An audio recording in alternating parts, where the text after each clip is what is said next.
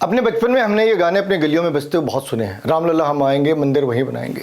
Loud speaker में उस ज़माने में गाने बजते थे और हम सभी अपने घरों से बाहर आकर उस रैली को देखा करते थे, जहाँ बच्चा बच्चा राम का, जन्मभूमि के काम का, राम लल्ला हम आएंगे, मंदिर वहीं बनाएंगे। बाद में कांग्रेसियों ने क्या कहा, लेकिन तारीख नहीं बताएंगे। भैया तारीख बता रहे हैं, तारीख बता रहे, सुनोगे क्या?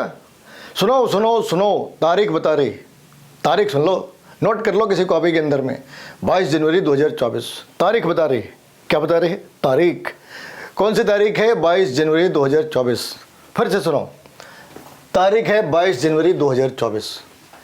इतनी इंपॉर्टेंट क्यों है? क्योंकि 450 सालों के बाद हम अपना अधिकार लेने में कामयाब हुए। अब एक नई नैरेटिव चल गई है। ये जो लिबरांडो लोग हैं वो कह रहे हैं कि ये तो कोर्ट ने करा। अच्छा, और कोर्ट ने करा तो फिर बीजेपी क्रेडिट कैसे ले सकती है और प्रधानमंत्री कैसे जा सकते? भाई, जब इस देश के टुकड़े करके वहाँ पे एक इस्लामिक स्टेट बन सकता, तो बचे हुए देश के अंदर एक प्रधानमंत्री मंदिर का उद्घाटन नहीं कर सकता। जब इसी देश के एक पार्ट को इस्लामिक स्टेट बना सकते, सरिया लगा सकते, वहाँ पे सरिया कानून चला सकते, तो बचे हुए भाग के अंदर में हिंदू कानून क्यों नहीं चल सकता? जिस कानून से 56 इस्लामिक स्टेट बन गए, जिस कानून के 150 से ज़्यादा 150 से ज़्यादा क्रिश्चियन स्टेट है, उसी कानून से ये हिंदू स्टेट है। समझा की बात? ठीक है, अब आगे बढ़ते। तो कांग्रेस के पास, कांग्रेस समझ नहीं पा रही कि उसे करना क्या चाहिए। वो कह रही कि बीजेपी इसका क्रेडिट ले रही है। चलो, अगर तुम्हें क्रेडिट की इतनी चिंता है, अगर तुम्हें लग रहा है कि बीजेपी राम मंदिर की क्रेडिट ले रही है और तुम्हें क्रेडिट नहीं दे रही, तो कृष्ण मंदिर और काशी का मामला बाकी है, तुम आगे बढ़ो और कर लो। जिन कोर्ट के अंदर, जो कोर्ट याकूब मेनन के लिए आधी रात को खुल जाते हैं, उसी कोर्ट के अंदर राम मंदिर का केस 150 सालों तक चला।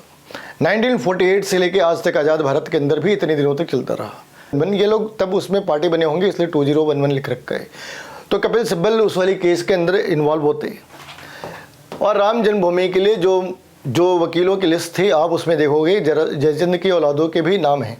जयचंद की 4-5 औलादें इस वाली साइड पे भी बैठी हैं, और ये सारी औलादें डायरेक्टली या इनडायरेक्टली कांग्रेस के साथ थी। ये वही कांग्रेस है जिसने 2007 में SC को, मतलब ईस्ट इंडिया कंपनी के एक प्रोडक्ट, कांग्रेस ने ईस्ट इंडिया कंपनी के दूसरे प्रोडक्ट सुप्रीम कोर्ट को लिख कर दिया कि राम की तो कोई एविडेंस है ही नहीं, राम की तो कोई एविडेंस ही नहीं है।